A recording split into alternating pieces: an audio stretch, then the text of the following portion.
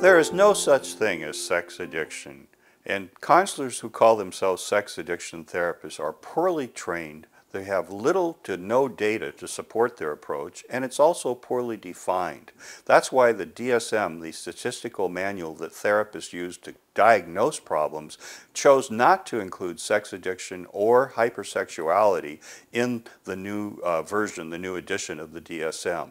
They didn't even include it in an appendix to study it further because they didn't take it seriously. I think they were right.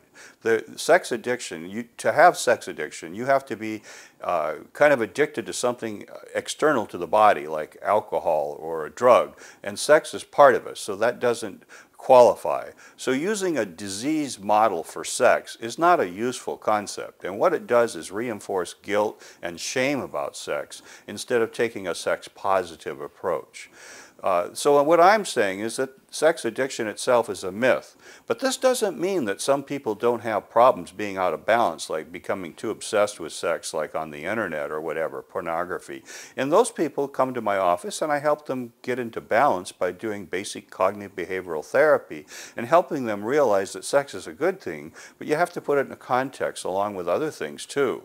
And so the sex addiction people would say they know exactly what's healthy, how many times you should masturbate in a week, for example. I don't think we know that. I think that varies a lot between different people. So instead of instilling guilt and shame about sex, I try to provide a sense of balance so that a person accepts themselves for who they are, but that they get beyond being compulsive and obsessive about sex.